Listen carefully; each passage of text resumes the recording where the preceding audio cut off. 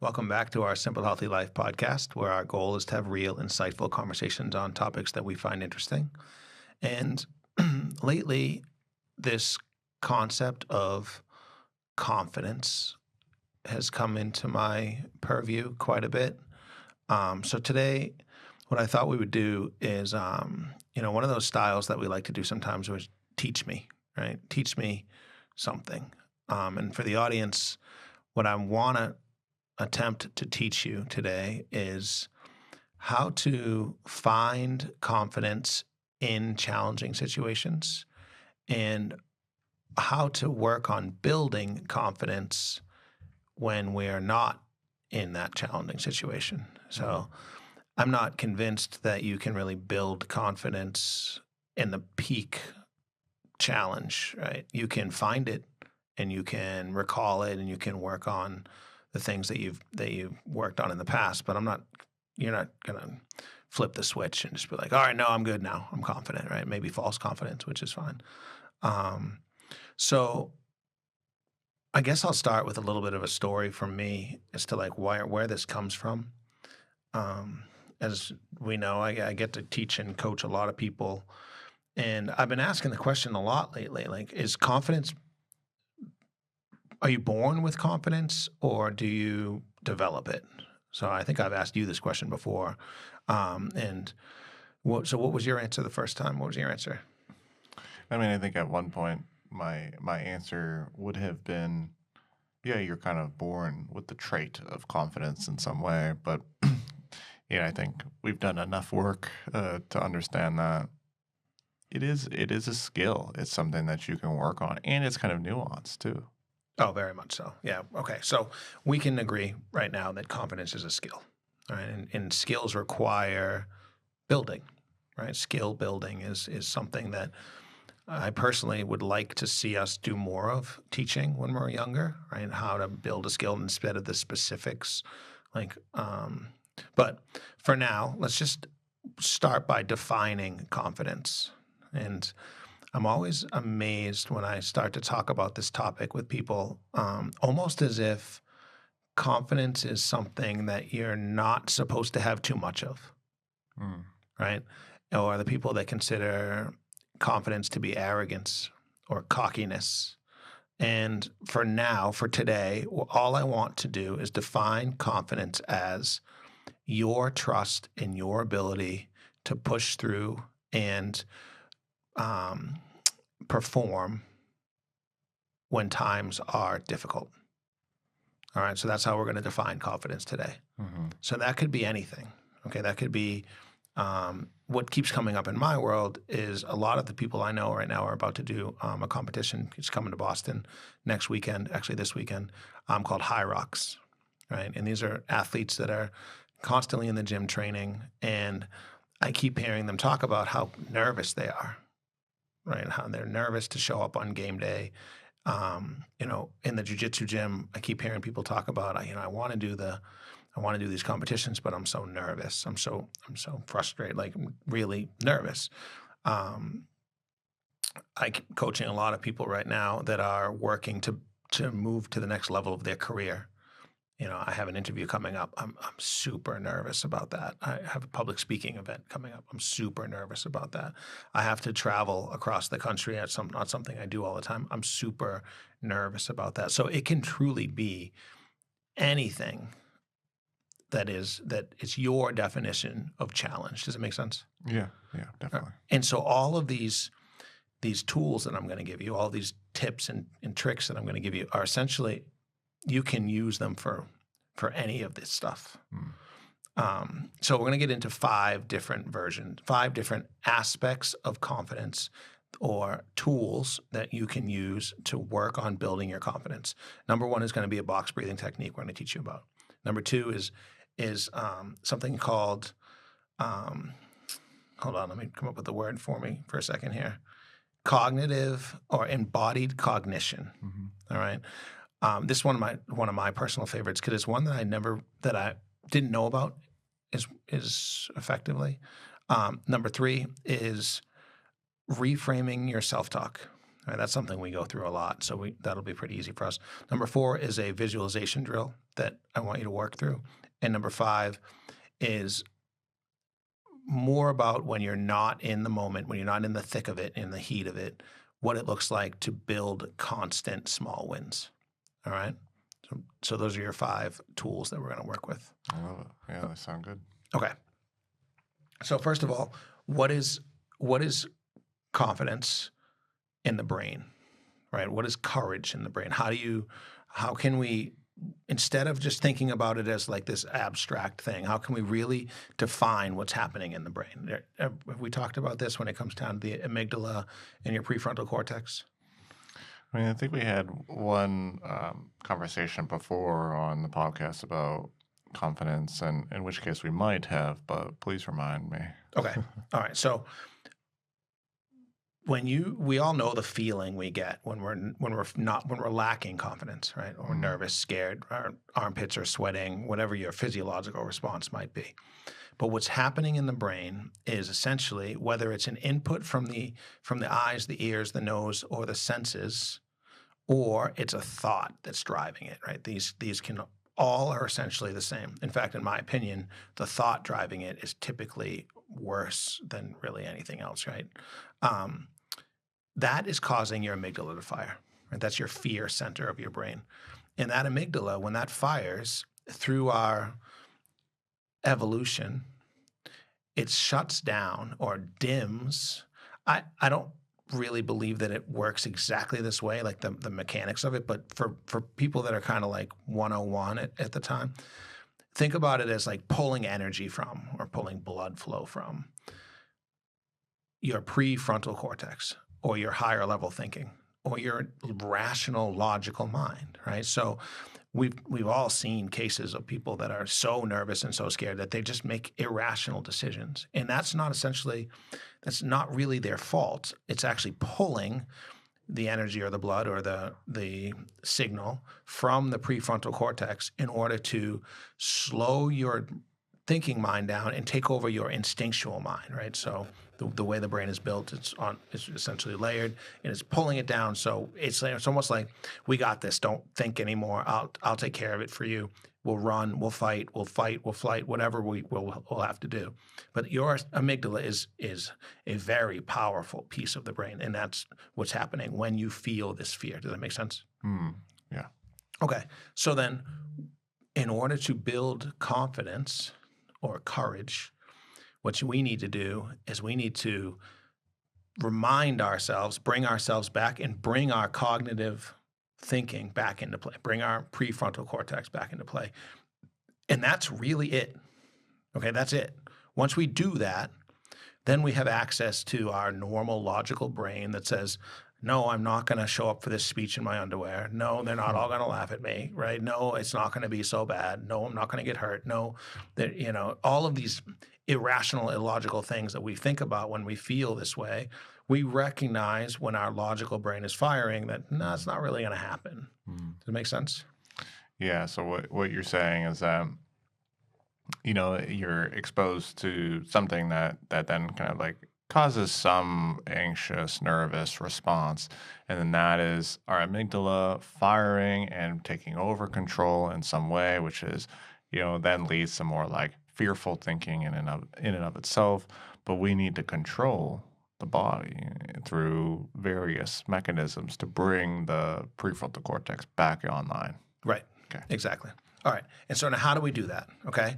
So when our amygdala fires and our prefrontal cortex comes down, it also doesn't just live in the brain, right? If it just lived in the brain, the body wouldn't move. Okay, so here comes an avalanche, and our amygdala fires, and our prefrontal cortex comes down.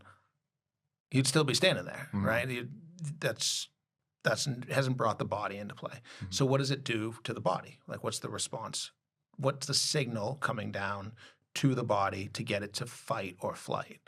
Well, it changes your respiratory system, right? Immediately. You've seen it. We'll all pretend that we don't see it in ourselves. We'll just pretend that we see this in little kids, okay? We can really pretend. We don't have to pretend very hard. But all of a sudden, the breath starts changing. Big breath, right? You've seen it like before two people are going to fight.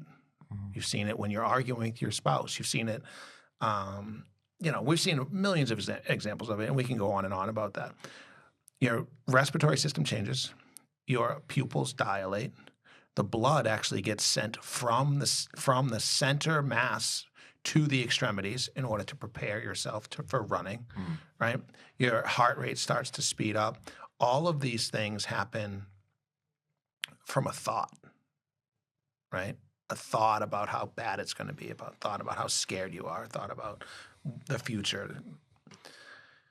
Well, if you have the ability to change your respiratory system, right? We can't change the thought. We just don't have that in us. We can reframe it. We'll talk about reframing it.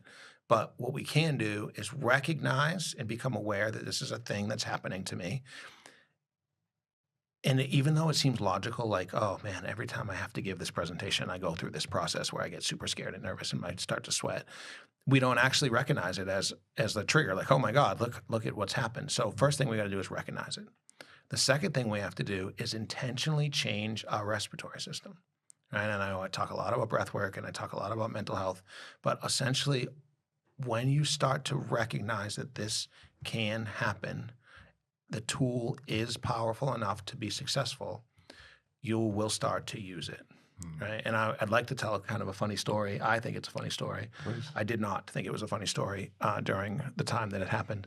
But so here I am. I've been teaching breathwork for a long time. I've been teaching meditation for a long time. These concepts are not foreign to me. But I still have challenges in my life that cause me to go through this type of stuff. And I still have times where I'm not aware that I've even been on the flip side, right? Here's a very specific one for everybody. I had to get an MRI on my neck, and I did what I sometimes will do, which is just believe that if everybody else can do it, that I can do it. So I don't do any research about what that looks like or what happens or any of that stuff. And I show up.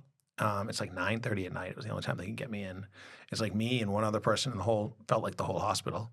And they strapped my face to this board, which I guess I didn't realize I was going to have a problem with. Apparently I did. And then they strapped my arms down to my side, which now I realized I had a problem with both of those things at the same time. And then they just pushed me on this like flat-backed thing into this tube. And I didn't really care about the tube making noise. I just cared that I was strapped to this board, I couldn't move, and I was in this tube. And I started to realize, oh my God, I'm freaking out. Like, I'm not confident. I'm not feeling courage. I'm feeling nothing but fear and concern and worry. And as I started to kind of move my elbows a little bit and realized I couldn't move my elbows at all, I started to really recognize that I have a real problem with what's happening to me right now. And now, if you zoomed out 5,000-foot view, there's no one in the room with me. No one's going to hurt me. The person that just hooked me up is paid employee, that professional is going to come fix me or help me out. So anyways, long story short, I'm like, I know what to do. I'm going to control my respiratory system. I'm going to go into the breathing technique that I know how to do. I'm going to extend my exhale. I'm going to do my box breathing. 1 minute goes by. Not working. Minute 2 goes by. Not working. Yeah. Minute 3, I start thinking, oh my God, I might be full of crap. Literally, like guess I've never had to use it to this level. Like, I'm not prone to anxiety attacks. Maybe there's a level where this stuff doesn't actually work. And then I think probably because she could hear me breathing, they put this little microphone on you and over comes the loudspeaker, "Are you okay?" And I said, "Yes, I believe that I'll be okay." And then like the next minute, I could actually feel my parasympathetic nervous system flip the switch. I could feel everything start to drain out of my mind. I could relax. I could bring my thoughts back into play. I could bring my prefrontal cortex back in alignment, and everything was fine. And I was in there for half an hour, 45 minutes, and I didn't have any other challenges throughout the entire thing. But that is a real story for me that really happened to me. And I think we all have an example of something like that. Yeah. I mean, you kind of it's funny because I had a similar situation with the MRI machines, and I kind of thought, well, when people are complaining about that thing, like they just don't have the skills, right? But then then I go in there and I wasn't even head first. I had gone in like my head almost popping out of the machine because it was like for my knee. And it was kind of terrifying to I don't know what it is. It's like it's so tight. It's tighter than you'd think. And it's so loud and obnoxious, and there's probably some vibration that's like uncomfortable to your body or something. Yeah, but so you use the breath work to kind of ground yourself in that moment. And I wonder if you saying even out loud, like I believe I'll be okay. I wonder if that actually kind of translated to helping you in some way. Oh, 100%. So that's one of the tools, right? So okay. So before we go any further, I know that there's an element of our audience that's like, nope, don't believe you. It's just the way I am, right? I know I can speak to one person who I know very well that is petrified of public speaking. And when I talk to them about it, that's just the way I am, keeps coming back, right? And what's happening when we get to that level of our belief system about something that we're not confident in is we become this self-perpetuating, this self-fulfilling prophecy, right? Well, if it's just the way I am, then it's normal for me to start to sweat before my presentation. It's normal for me to forget my words. And then we get up there and what happens? The normal takes over and we do sweat and we do forget our words. And then at the end we finish and we go, see, I told you I was terrible at it, right? And it's like, that's understandable to think that way because we all have an example of our life where we think that way, right? That's just the way I am. I know we both hate it when people say that, but like we kind of just sometimes put that into the mix. Like that's a reason for something. It's fair, understandable. But what we need to understand is even if that's true, the brain has developed neuroplasticity. And it's a term that I think is so valuable for people to learn about. It means that you're constantly learning.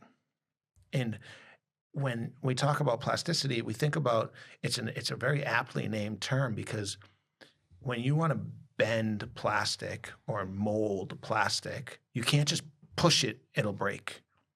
You got to push it, and then what do you got to do? You got to let it come back. And then it'll be a little bit different. And then you push it again, and then you let it come back. And then you push it again, and you let it come back. All of these are reps. All of these are opportunities, right? Maybe if you're a poor public speaker, maybe you start with just making eye contact with the person you're speaking with directly, one-on-one, right? And I think that's something that people don't necessarily recognize is something they're not doing, but for the most part, they're not, right? And you're getting these little small wins. All right, I'm not a great public speaker, but today I spoke to Ryan and somebody else. Okay, that's 2 people, and I talked to them about what I was going to talk to them about. And then the next day I talked to 5 people, and then I tried it again, and then I got stuck right around the 5 people mark because that was too many. I didn't like it. Everybody's looking at me. All right, we'll try it again, right? But your brain, when you have these little small wins, your brain produces dopamine, this reward system that says, that's good. I like that. We'll do that again, right? Does that make sense? Yeah. It's about like encountering the friction in some way. Yes, that little hit to your amygdala. And then you go, no, I'm better than that. I'm smarter than that. I can do that. Bring my prefrontal cortex back online, right? I can do it. I can do it. I can do it. The second thing is the breath, right? I want to really hit home this concept of the breath. And a tool that you can use when you're feeling this way, when you're feeling that friction, great term, is a tool called box breathing, okay? So if you were to just take your extended exhale breaths and just say, I'm going to just extend my exhale. It's funny, I've been teaching this a lot with people who get into the cold tub. And I'm getting better at it because I'm having less and less people extend their exhale like this. which is hilarious to me. So I've started to go into the box breathing technique instead of the extended exhale because it causes this sense of timing. And timing can be an incredible tool to pull you out of your thinking mind and put you back into your body. So box breathing technique is going to sound and look like this. It's going to be an inhale for 4 seconds. And that 4 seconds is, of course, your count. 1, 2, 3, 4. Hold at the top for 4 seconds. 1, 2, 3, 4. Exhale for 4 seconds. 1, 2, 3, 4. And then hold at the bottom, which can be an interesting feeling for people that haven't done it before, for 4 seconds. 1, 2, 3, 4. So when you get through that process 4, 6, 8 times, what you've essentially done is regulate your breath. You've regulated your nervous system. You've brought it back into play. And now, because you've regulated your nervous system, you've brought your breathing into play. Now your prefrontal cortex is firing again. Now your logical mind is firing again. And it may very well tell you, okay, I just did that exercise. I still hate it. I'm still not good at it. I still don't like it. But it's no longer just about this instinctive response to fear for whatever's coming up. Does this make sense?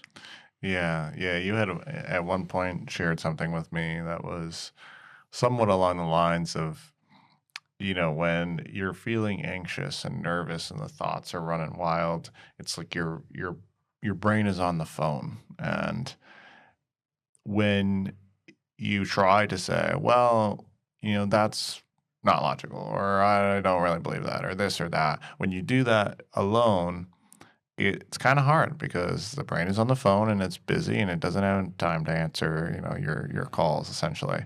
So in those situations, when the fight or flight kind of system is activated, that sympathetic nervous system activated, you have to communicate through the body. You have to breathe. You have to control the things that you can control, and through that, you are physically engaging the parasympathetic by slowing the respiratory rate, which slows the heart rate, which slows sweating, which then gets you, the other parts of your brain more active, and then maybe your thoughts are a little bit more pliable. Right. Pliable is a great word. Okay, so now we're going to move out of the brain and more into the body. Okay, so something that I firmly believe we're just not really, and we talked about this actually as recently as a half hour ago, about the way that we're taught that the mind is in control of everything. Okay, well, the fact is it's not. Okay, we now know this, right? To your point earlier about the gut biome, right? The gut is just as much in control of your serotonin levels, if not more, than your brain is. We will go back to our 8-year-old classroom, and we're the teacher, and we're looking around the 8-year-old classroom, and what do we see? We see body language that tells us little Timmy's scared, little Julie's nervous. Well, the kid over there seems to not want to talk to anybody. We see these types of body languages all the time. And what we believe is that that's an indicator of the person's mood, worries, concerns, right? How often are you sitting in front of somebody that has this closed off posture right there? Their arms are crossed in front of them, and they're you can just tell that while they're listening to you, they're on guard. They're kind of like, I'm not sure I want to listen to Ryan anymore, believe what he has to say, right? Versus this open posture. And it's very obvious, right? It's there for us. But what's not obvious to most people is that your brain and body are going both ways. So meaning you can, it's again, this embodied cognition term, right? You can stand in a certain way to make yourself more confident. Right? Your body, you can stand in a powerful way.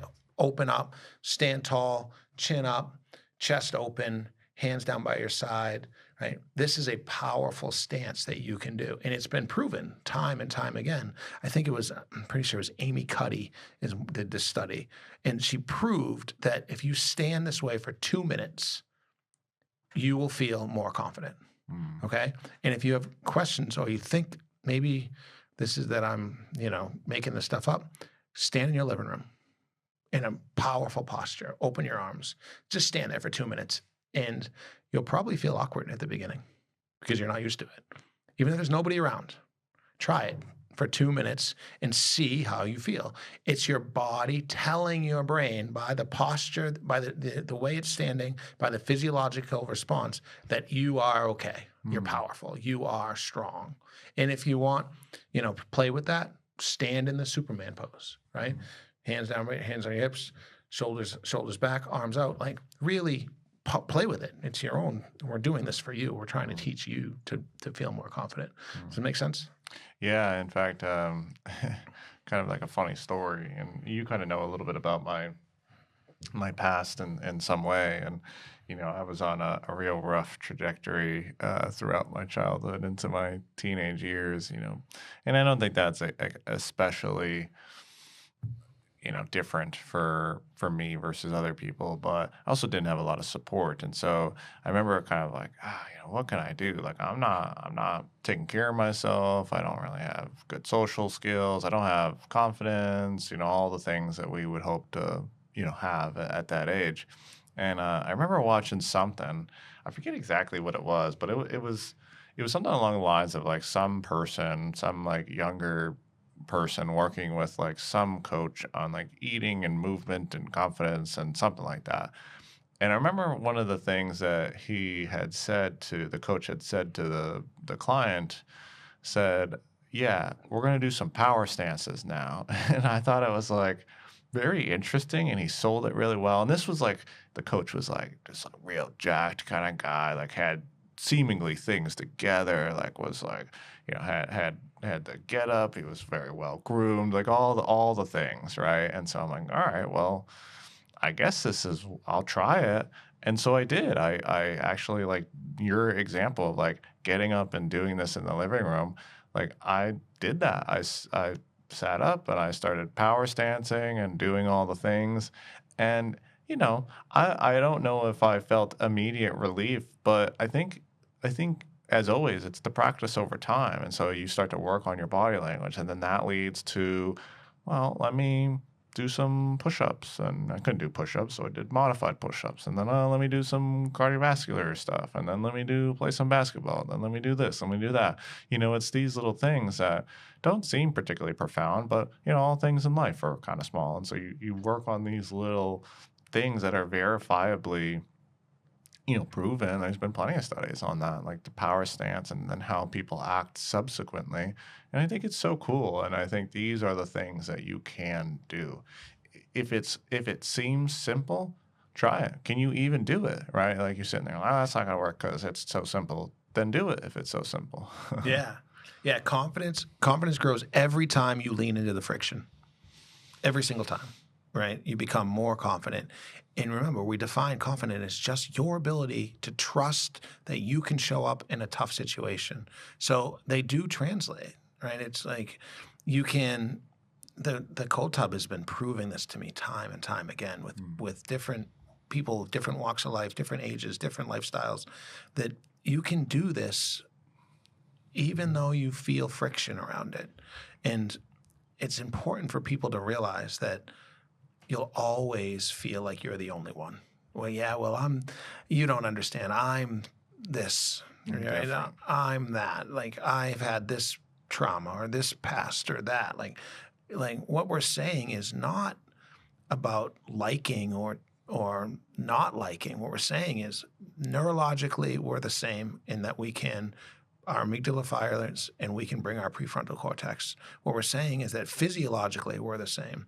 By standing and by allowing your body to shift your mind, which is essentially what we're doing, and by using your respiratory system in a way that you choose, which is essentially what we're doing, both of those things are documented, right, from tale as old as time, okay? Now, we'll get into a couple other things. And these are two pieces that I want people to recognize are just as valuable, right? All 5 of these things are incredibly valuable, and we're not going to be experts on all of them. In fact, the one that I'm going to go into next is probably my biggest area where I can improve. And it's interesting to me that I chose those words because we're using the power of reframing self-talk, okay? Words matter, especially internal words, the words you're saying to yourself. Those are the words that matter. You'll find yourself using those same words. In fact, a lot of times you'll find yourself using those same words about other people, right? But when we're talking about building confidence, it's just as valuable to go, oh man, in my head, I was just thinking, oh my God, I'm so nervous about this. Well, nervousness and excitement feel the same in the body. So there's no reason you can't say, you know what? I'm excited about this. Before I get further into the self-talk thing, I want people to understand that anything we're talking about here today, any obstacle we're trying to overcome without any exception means you care. Okay? There's nobody that doesn't feel confident about the stuff they don't care about. It doesn't work that way. We don't care. If you don't care, you don't care.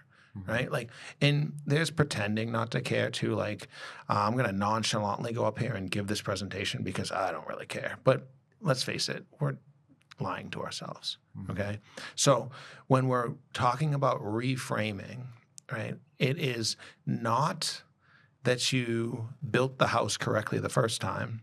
It's that you had to reframe it. Like the window was crooked. So yes, it's okay to start with, man, I'm so nervous. I'm so scared. I'm so bad at this. As long as we can then say, okay, that was my amygdala firing.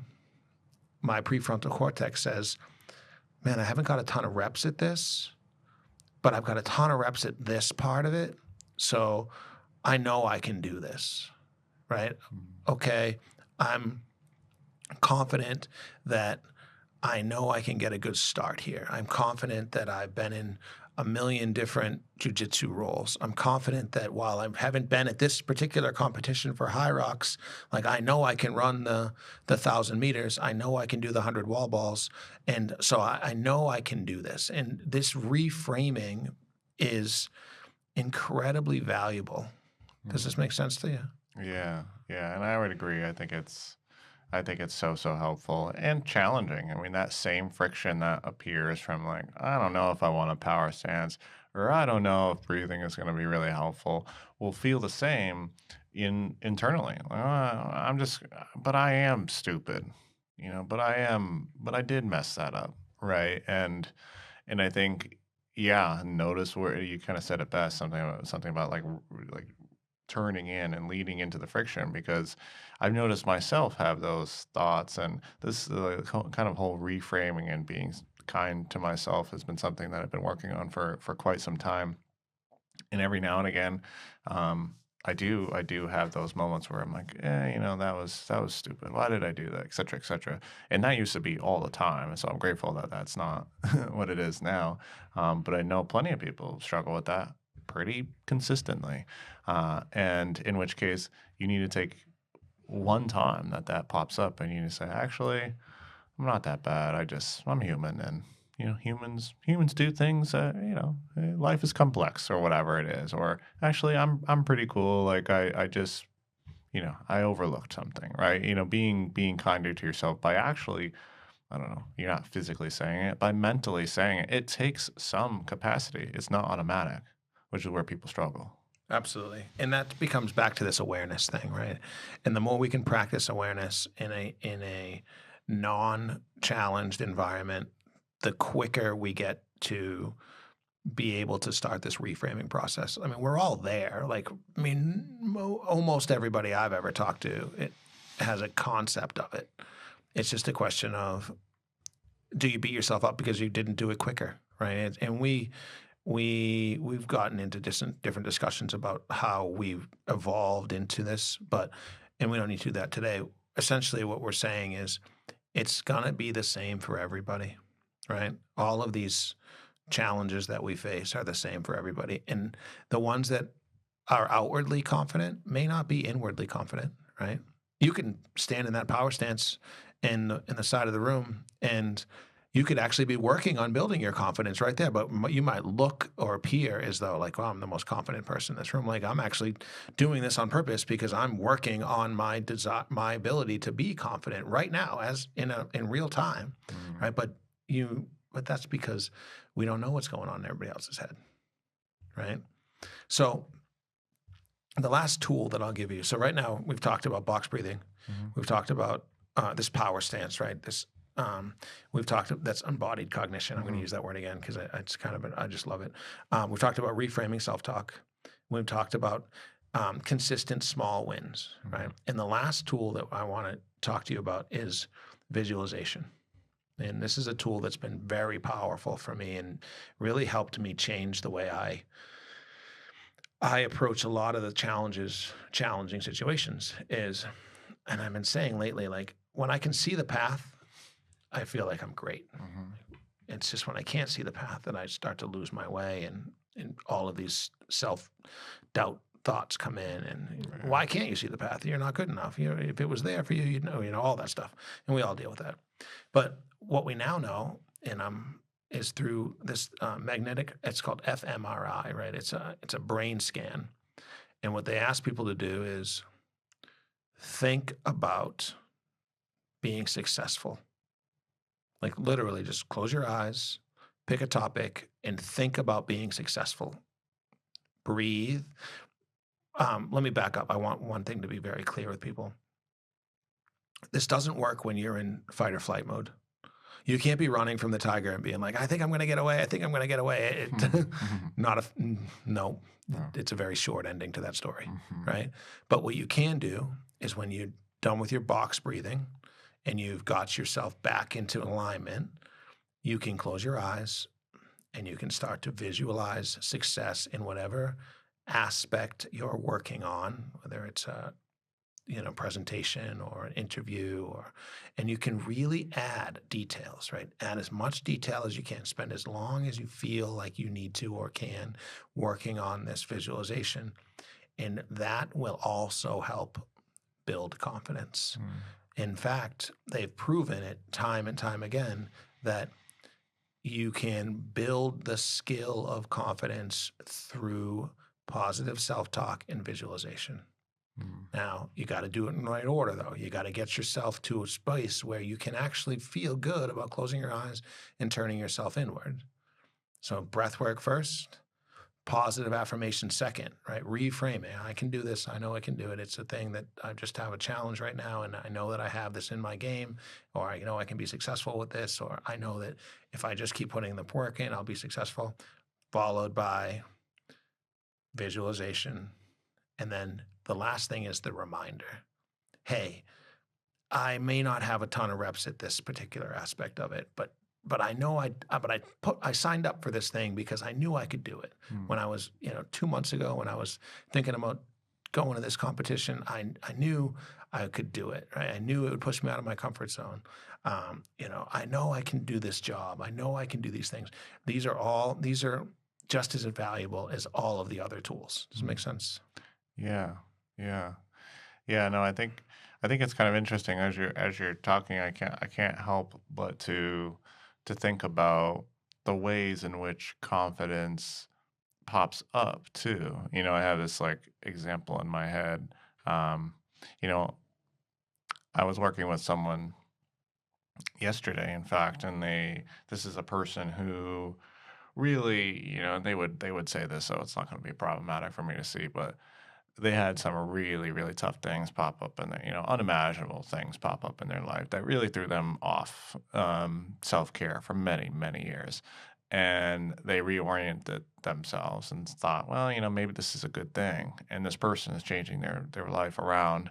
And one of the things that they shared with me yesterday was that they are visualizing themselves in specific situations that are challenging for them, in visualizing a successful outcome. This person specifically is envisioning them at a restaurant, and and visualizing self-control and visualizing appropriate portions, visualizing appropriate management of food. And I thought that was great. And, they said to me, like, I've been doing this now, and I know I'm thinking about it a lot, but it's really helping. It's really helping me navigate those situations. And I feel a lot more confident going into them because this person's previous conceptions of those events, being at the restaurant that they really love around all the food, their belief is that they have no control around that and that they're going to blow it, and they've always blown it and they've been blowing it. And so that's that like underlying belief that they're then working on changing through everything that you talk about, like affirming. Actually, I know food's kind of hard, but I'm getting a lot better at that. And here's what I'm going to do next Saturday. I'm going to go to this, and they visualize the setting and the meals and the sensory experience. They visualize all that. They visualize it going well, and then they effectively practice. Yeah, and perfect. Great example. And it's interesting too how like they're building confidence in their own ability to handle their own eating, which is something that maybe a lot of us take for granted. A lot of other people take for granted. Yeah, sure. And that's what I was saying at the very beginning. Like, it doesn't matter what the circumstance is. It's your circumstance. It's something that you feel concern, worry, fear about. And every time you lean into the friction, every time you use one of these tools we're talking about, especially in the moment, but also not in the moment, every time you prepare yourself, like all of these athletes, Simone Biles, LeBron James, Kobe Bryant, they're doing these things that we're talking about, and they're getting the reps in, and they're building more confidence, and they're building it and building it and building it. And then they go out there and they perform like they're the most confident people in the entire world. But they had to grow into that. They had to develop into that. And then I think it's a riot too when you take a strong high school athlete and you put them in the college environment. They have the lack of confidence just like everybody else, right? You take somebody and put them into a new work environment. Take someone and put them into a new school environment. These are all these new changes that we have to learn to be confident in. These new. Yeah, I actually kind of want to, if you don't mind, I kind of want to talk a little bit about that, because I think that's kind of an interesting thing that you can feel confident in different positions and in different situations. You're thinking about like, I don't know, like the quintessential kind of like nerdy kid, like he struggles with social and struggles with communication maybe, and feeling very inconfident or unconfident in school, right? Because it's a very socially dominated environment. But yet, put him with his friends playing like Mario Kart or something. Most confident person on the planet, right? Like crushes that environment. Feels good, like kind of understands the situation very well, has practiced a lot. And it just makes me think that, being intentional about the areas you're not feeling confident in, and can you intentionally practice that? If social communication is hard for you, which it's not easy, it doesn't come super naturally for a lot of people, can you practice that? Are there things, techniques there? Can you simulate situations? Or if relationships are hard, can you get some advice? Can you simulate situations? Can you lean into the friction? If I don't know, if you just got a new job and you're like, oh, geez, this feels real bad, and I feel like an imposter, and so on and so forth. Can you learn more? Can you practice the protocols better? Can you take some time and intentionally practice that so that you do feel a little bit better in that situation? Absolutely. And I want to take it one step further. And for all the parents out there, use this to help your son or daughter. Use all the tools that we just talked about. Help them get out of their comfort zone. Use this to help your son or daughter. And what will happen is you will start to realize which ones are effective for you. Right? Because you'll start to be gravitating towards helping them do certain things. And we want confident kids, right? We want confident adults. We want to feel confident. And maybe the power stance in your living room isn't something you want to do. Maybe you work on it with them. Maybe you show them, say, oh, try this, see, and then have a good laugh about it, and start developing this process for yourself and for them, because I think it'll help them learn it younger, and it'll lead to a lifetime of not just becoming more confident, but learning themselves, learning the skill of building the confidence for themselves. Maybe one of these tricks or tips or tools is more effective for them than another one. But I would highly recommend it. I'd highly recommend talking to somebody about it, your significant other, when you're not feeling confident. Become vulnerable. And if you don't feel confident talking about it, that's an opportunity to lean into the friction to get better. And every time you lean into the friction, you're becoming more and more confident. Yeah, well said, well said. So, yeah, so let me see if I can review these two, and then you can do it better. One, breathing, communicating through the brain, to the brain, through the body, box breathing, very helpful.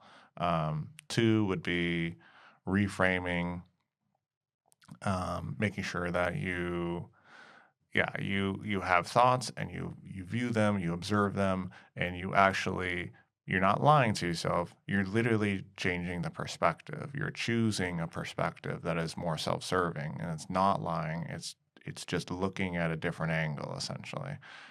Three would be emphasizing small wins. Four would be kind of like, I guess, embodied cognition, so power stancing and whatnot. And then five would be visualization, practice kind of seeing yourself interact in environments, and that's how you're gaining practice. 100%. Did I hit all of them? You hit them all. You hit them all. Yep. Great. Well done. And some of these are a combination of in the moment and prior to, right? Especially when you know it's coming, right? You know you got your competition on Saturday.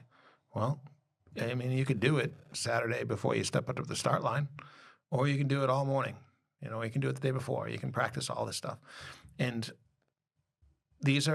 a lot of these times we're talking about voluntary challenges that we're in, but they work the same when we're in challenges that are involuntary, right? Things that we have to do that we don't want to do. Go find a new job, find a new this, do that. Like, I'm not confident in my ability to go out and meet new people, right? Okay, well, you don't have to just show up at the bar and be like, hi, right? You can start the process through those 5 things to say, okay, I'm going to show up as my best self. What's that look like? I'm going to remind myself how great I can be when I'm my best self. I'm going to visualize what it looks like to talk to people and enjoy their company. All of the tips and tricks we just talked about. So if you found this valuable, please let us know. We enjoy doing it, and I think I know from hearing from the audience, this is a topic that people wanted to hear about.